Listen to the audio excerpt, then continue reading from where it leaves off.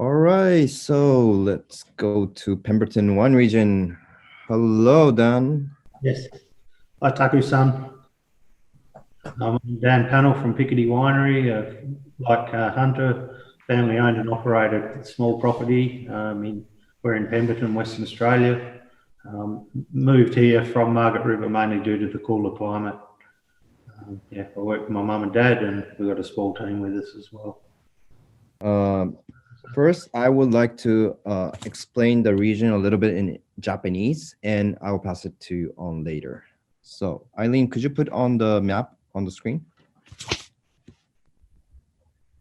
はい、すごく楽しい話いっぱい、フランクランドエステートのハンターさんから聞けたと思います。まだまだ質問あると思いますので、これは後日ですね、ビレッジセラーさんにご協力いただいて、皆様にこう質問と答えをですね、ワインメーカーに答えて送っていただこうと思います。はい、では、ペンバートンなんですが、こう地図を見てもですね、かなり南の方にありますよね。南にあるということは南半球ですので、自然的に冷涼ということが、言えます。で、このペンバートンはですね、南極海の冷涼な気候の影響を受けて、とりわけこう非常に冷涼なエリアです。で、シャルドネ、ピノノワールに適した地として知られます。でどうしてもピノノワールっていうと西オーストラリアというよりはビクトリアの方に、皆さん注目がいってしまうと思うんですね。ただ本当にピノノワールの、素晴らしいポテンシャルを秘めた産地としてペンバートンは知られております。で、標高もですね、約300メートル、そして特にピカーディさんのワインは北向きの斜面、いわゆるこう日照がよく当たる、場所に植えられているらしく、粘土質土壌です。砂利を含む粘土質土壌なので非常に水はけがいいということでも知られております。はい。もともとそのモスウッドを創設したビルさんがピノノワールを作りたいということでペンバートンにいい産地を探してたときにペンバートンを見つけたということです。プースドールにいたそうです。ブルゴーニュプースドールにいたそうです。はい。では、ダンさんからいろいろお話聞いてみましょう。Alright, so Dan, please introduce Pemberton Wine Region and about your Picardy winery. So Pemberton was, I suppose, chosen mainly for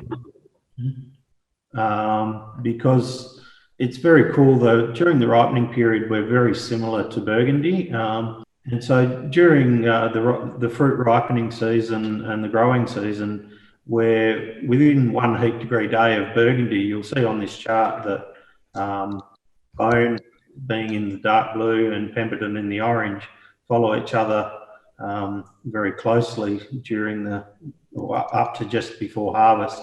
But Pemberton stays warmer at the end of vintage, and so we can ripen Shiraz and other varieties as well. We're very high rainfall here, so 15 to 1800 millimetres, which for Western Australia in particular is very high. We do get about 30% of that in summer as well, so you really do have to look after your vineyards very carefully here. It's very easy to get disease and fungus in the vineyards with that sort of summer rainfall. The other thing is the 300 metres in altitude. Picardy's on one of the highest points in the area, and they say there's a rough factor of for every metre in altitude is the equivalent to 100 kilometres south in latitude. So it makes the region cooler, firstly because we're along the Southern Ocean, but also due to our altitude. So we are quite a cool area for Western Australia, if not Australia. But yeah, Dad mainly moved here from Margaret River where he had moss wood because of the cooler climate, wanting to change from Cabernet production to Pinot production. And very similar climate to Burgundy, and probably Mornington would be the other region of Australia that it's close to. Once again, this property was chosen because of the iron lateritic soils. Different chemical makeup to the ones Hunter's on, but still very iron lateritic orange gravel. Theirs is a bit darker red. Most of Pemberton though is known for what's known as a Croia soil or a deep loam soil, but we find it's too rich for vineyards, and so we went on the more gravelly soils. Where Hunter said his clay was red. Our clay is more a white clay underneath, so a very pure clay. It's interesting because I always thought Burgundy was mainly calcare soil, so dark earthy soil on top and lots of humus in it, and then just the white limestone underneath. But there's actually some parts of Neuilly St George that have some quite strong orange gravels in them as well. And that's mainly what our soil's made up with. So yeah, interestingly that there are those similarities you find out about after you've set up the winery and vineyard. Picardy was first planted in 93, first crops were 96. So yeah, those early wines are still looking very good, but the wines from today or these current vintages are going to be much better. Just more complexity, more natural depth and complexity in them with the vine age. Also, we've imported more and more clones over the years, so our Pinot is now made up of 11 clones. We just got 6 in about 5 years ago, 6 new clones from Burgundy, selected from a friend's vineyard in Corton, and these have made another massive step up in the wines from 2018 onwards. I like to think we prefer the styles of Von Romani, Chambol, more the elegant, silky styles of Burgundy. We don't push for high whole bunch, so we're just using about 20 to 40% depending on the vintage. We don't like those big tannic Burgundies, more the elegant silky ones like Angel made, if anyone knows his wines. So these are just some holes we dug when planting, but I thought it'd be interesting for people to see what our soils are. So you'll see the top 30 centimetres is quite a chocolatey organic layer. When we started here, that was about 5 centimetres.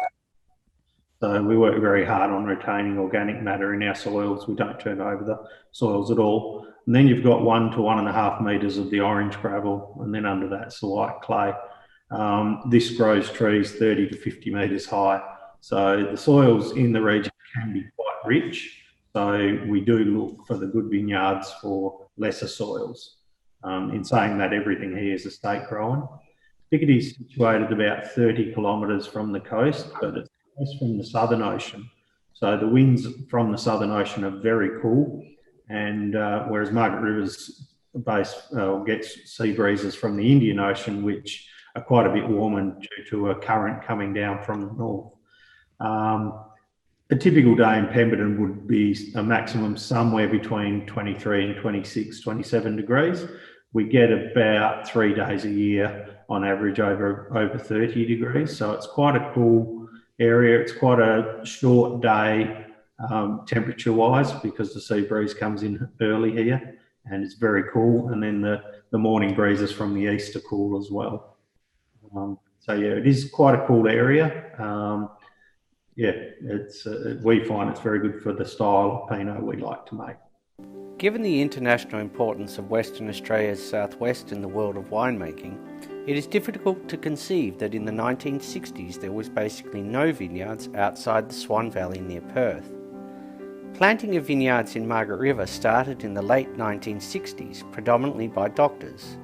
One of those doctors is Bill Pannell, who, having started what has been described as Australia's greatest boutique vineyard, Mosswood, went on to not only start another vineyard, but also an entirely new district for winemaking around Pemberton.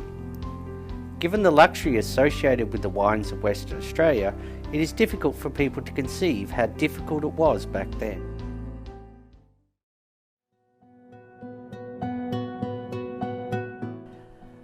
The wine industry is also an industry that costs a lot of money, and when you first start out, and we were very young, we were only 29, we had 2 children, so everything was done on a shoestring to begin with.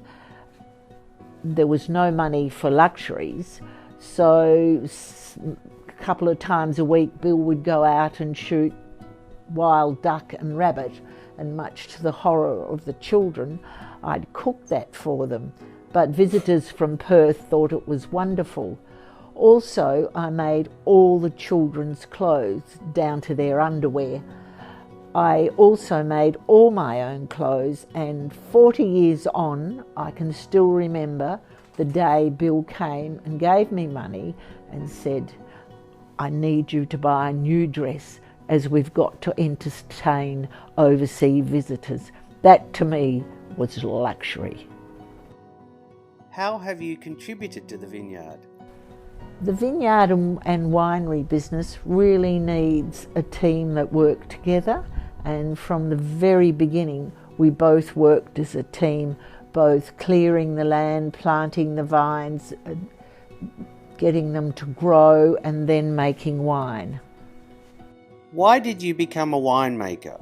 Because in my early years I was exposed to some really excellent wines and I found them quite inspirational, and I thought that's something I would like to get involved with, and with encouragement from various people in the wine industry we made it happen. And who were those various people?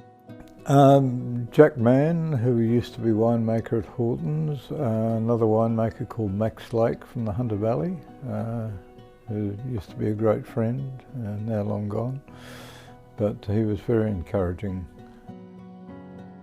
How did you contribute to the Margaret River wine industry? Well, we had the second vineyard in Margaret River, Mosswood.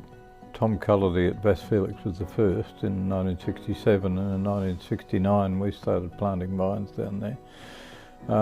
And we made some wines which in the early days were, for the age of the vines and for what we knew about winemaking, they were quite outstanding. We were lucky, I suppose, and those wines really, as someone was kind enough to say, put Margaret River on the map. What was your greatest achievement? I'll probably get more pleasure out of some of the wines we make. You know, accolades and awards are passing things, but when you can go back 20 years after you've made a wine and drink it and it's still looking wonderful, that's very satisfying. How would you say your early life influenced your accomplishment? Well, for much of my early years I was educated by the Jesuits, and their attitude is that God's given you certain talents and the best way you can reward him for that is to use them to their best advantage. In other words, aiming for perfection all the time. Your achievements never quite match your aim, so you don't achieve perfection, but you should aim for it. And that influence in my life has been very strong. That's why I'm not happy with just making vast quantities of ordinary wine. I'd like to make small quantities of superb wine. What advice would you give to yourself 20 years ago? Be your own judge, not rely so heavily on judgment of other people. Continually try to achieve perfection and ignore the criticism from outside to a great extent, yes. What advice would you give any future pursuers in the wine industry? Be true to your calling and stick to your knitting. You know, there's a tendency these days to chase media acclaim, and wine quality tends to take second place, but I'd say put wine quality in first place and the media or the acclaim will follow.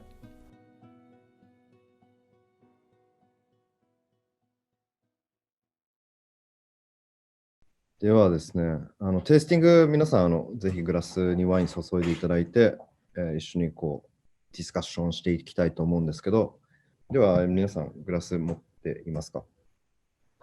結構ピカーディさんのワインってすごい本当にアルコールも低くて色も淡くて非常にオーストラリアらしくないっていうのが僕の第一印象なんですけど、オーストラリアっていうともっとなんか日照量があってぐっと強くて黒系果実が強くてっていうイメージがあって、はい、こちらのワインがアルコール 13% です。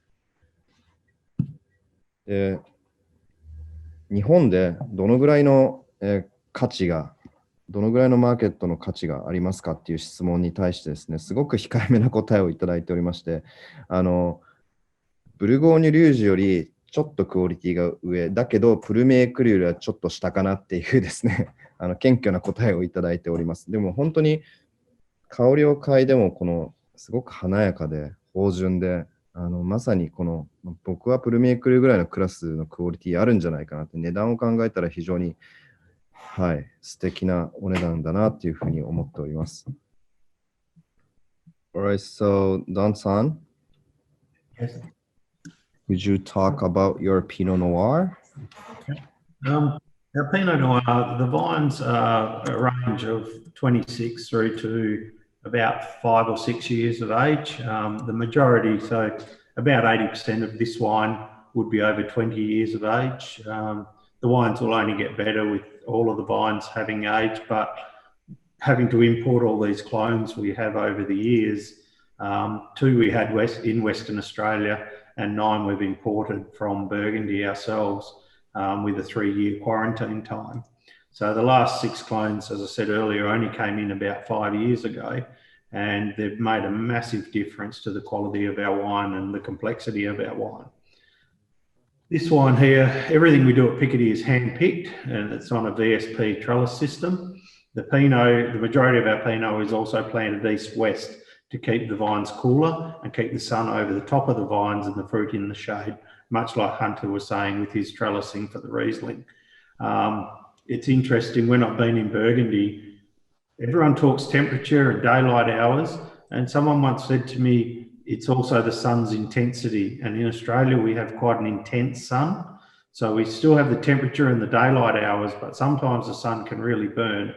And so having the vines planted east-west, so the sun is over the top of the row of the vine all day, keeps it a lot cooler down in the canopy and prevents sunburn in the vines. So this wine is, as I said, 11 clones. We hand pick it, we bring it to the winery, and it's 20 to 25% whole bunch ferment. We find much more than that, and we get too much stalkiness. The stalks here, though, in Burgundy, they're very careful because the stalks can be green, whereas in Pemberton, our seeds and stalks are very ripe, so they're more a nutty character rather than a green character. But the Pemberton still needs the tannin lift from the stalks, and that's why we use the stalks here. It's fermented in about 3 weeks using 6 or 7 different yeasts. Then we press the wine, settle it for about a week, and put it into the barrels behind me for about 10 months, and they're still on yeast lees the whole time they're in barrel, looking for the complexity and breakdown of those lees and the texture that also offers. And then we store and bottle for a year before we sell. Sorry, could you explain again about like the impact of the whole bunch to your wines? Like you said, like a nutty character? Yes. So in Burgundy, the stalks can give quite a green character. The stalks can be underripe at times. Whereas in Pemberton, by the time we pick the grapes, the seeds are quite nutty, so they actually crack in your mouth and taste like pistachio rather than squash and give you a coarse tannin. And our stalks are quite similar, so you get this quite nutty flavour from the stalks rather than that green sort of insipid seed tannin character that you can get from stalks. For Australia, for many of the New World regions in the Southern Hemisphere, Pemberton would be considered a little bit warmer. So you'll see in this that there's a bit of a fallacy that Burgundy is actually a very cool region, but you'll see here that Burgundy, or Beaune in particular, where these numbers are taken from, is actually warmer than Mornington, Martinborough, Alexandria, New Zealand, cooler than Coldstream, but Pemberton and Beaune are actually very similar.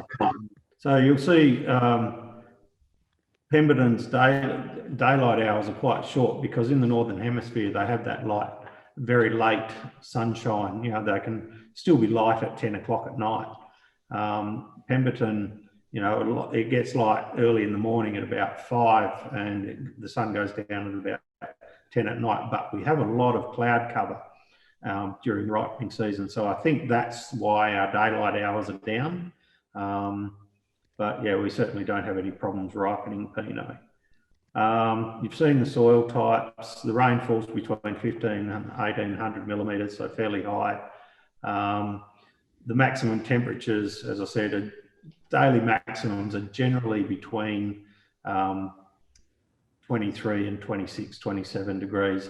There's very few evenings where we would sit outside in a t-shirt because it's just too cool. It's not a pleasant place to be outside in the evenings. It cools off very quickly. Even about 3 or 4 in the afternoon, it's usually cooling off because of that sea breeze from the Southern Ocean. We generally use 20 to 40% depending on the wine we're working with. We've found with the vines as they currently are, 20 to 25% is enough. Otherwise, the tannin can dominate. We do make a reserve wine, which we want to be longer lived and more structural, and that's generally 30 to 40% whole bunch. So it's a balance of getting the tannins right, the tannin extraction right from those stalks. And that's why we use that percentage. It's generally that 20 to 25%. You know, some of the producers like Dujac and Bees in Burgundy will use 100%, but for me, those wines are quite tannic, and I would prefer a Freddie Meunier or a Lignier or Angel, which is more a silky style wine rather than just big tannin wines. And that's, everyone would have their preference in Burgundy, what they like to drink. For me, it's more the elegance, you know, of the Freddie Meunier. We plunge during the ferment 5 times a day, so we actually do quite a vigorous extraction. I then press the wine very hard twice, and with lots of rotation. So the wine is really worked to get extraction. But what we've found is you almost get a natural dropout of colour and tannin when the wine is settling. And then at about 5 years in bottle, the colour keeps growing for 5 or 6 years before you start getting any brown tones at all. And all we can come up with for that is there's a colour and tannin balance, and they actually join together and become colourless forms of anthocyanin. And then as the wine's aging, the tannin and the anthocyanin separate, and therefore the colour starts getting bigger at that stage. Yeah, it's a very delicate colour in this area, and can some years be a bit light, but after, as I say, 5 years plus, the colours are quite big at that stage. I've tried working it differently to achieve more colour. For us, colour is fairly secondary. Flavour, and we really aim at that sweet and sour Pinot style. We're not into bigness. We're not into big stewy ripeness. For us, perfect Pinot is about a balance of sweet and sour. You know, it's a more food style wine than a wine that dominates the food. And so, yeah, colour's quite secondary, but certainly that's what we've found with colour over time. Using whole bunch as well can sometimes help colour because of the tannin. Sometimes it strips colour because of the stalk usage. So, you know, that can also have an effect. So the other question on colour though, about the whole bunch, yeah, it's not just the stalk factor, it is also the carbonic maceration factor. And sometimes that can lighten colour off as well, but we like that carbonic maceration factor for that sweet and sourness you can get from it. And it just adds so much more complexity. Also, as I said, it's in barrel on lees for the whole 10 months, and lees can scalp colour a little bit as well. So there are things we could do to get more colour, but we feel it would lessen the complexity of the wine we make. And we're really after more elegant, complex styles rather than big wines and big colour.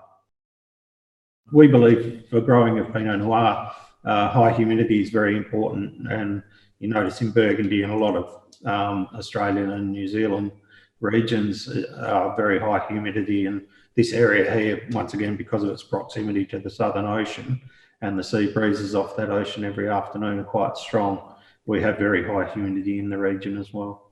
So is like the humidity impact the wine growing, the growing of the grapes, like in terms of like a disease or something else? Not necessarily just the disease, but high humidity also de-stresses the vines a bit. It allows the stomata to stay open and just get a slower flow of water through the vines. So it lessens the stress on the vines. Australia grape growing in general can be very dry and stress the vines. We're all unirrigated here as well, so those sort of conditions are good. Okay, so we have 11 clones. 2 we had at Mosswood originally, that being droopy and upright. Then we had 3 from the Burgundian selections, so 114, 115 and 777. And then there was a second round of the Burgundian selections. We were lucky, we know the winemaker from the University of Dijon very well, so he kept us informed on what was going on. And so we've got 6 clones of the second round, which are better again. And yeah, they've now been planted in the vineyard. Still a bit young to know what they are all offering, but they've certainly lifted our overall wine. But in the early clones, the droopy is more strawberry, and you can pick it from being underripe strawberry right through to bruised strawberry. We go for the underripe spectrum because we like sourness in Pinot. The upright is a bit lactic and creamy. The 115 is more strawberry and more cherry, and that can go from underripe cherry through to cherry or cherry pith, depending on when you ripe and how ripe it is. 777 is quite complex on its own. It's quite earthy and deep, dark fruits, and then 114 is quite earthy. So they all add to the overall wine, and yes, some would be better than the other, but I think the final product with all the clones is much better than any individual clone. Thank you. So you said droopy clone? Droopy, yes. Droopy clone. Droopy. Down and upright clone. Okay. 面白いです。Droopy clone と upright clone っていうのがあって、So is that clone like, especially droopy is like going down and upright is going up? It grows like this. Wine will go like this if you don't use the trellis to hold it up, and the upright will go like this. Oh, interesting. Is that like Dijon clone, Bulgarian clone? Where does it come from? We think droopy is a Pommard clone, and upright we're not sure. They're in Western Australia. The importation numbers got lost, and so nobody knows exactly what they are. But we had them at Mosswood and liked them, so we brought them here as well. I think mainly the silkiness and that sort of earthiness we get in our Pinot. Yeah, I think that would be the main thing. We at Picardy, we love drinking Burgundy. We do, we're very Burgundian style, so we do chase Burgundy styles. I'm not saying we're there, but yeah, I would say mainly that earthiness from the soil we have here would be a slightly different thing to what Burgundy gets, which is more the calcaire soil. So, and you also said like it's quite similar to the New St. George soil, right? But we don't get that tannin. New St. George is a very structured, masculine region. I don't think we get that style tannin and structure here that we St. George get, but it's the only part of Burgundy that has that iron soil that we seem to have. ありがとうございます。はい。では、これをもちまして、セミナーのマスタークラスの方を終了させていただきたいと思います。皆様お忙しい中ですね、本当に、マスタークラス受講していただき、本当に、ありがとうございます。そしてワインを協賛してくださった、ビレッジセラーズ様、本当にありがとうございます。皆様、テイスティングして興味がある方は、各営業担当、もしくはビレッジセラーズさんに、お問い合わせください。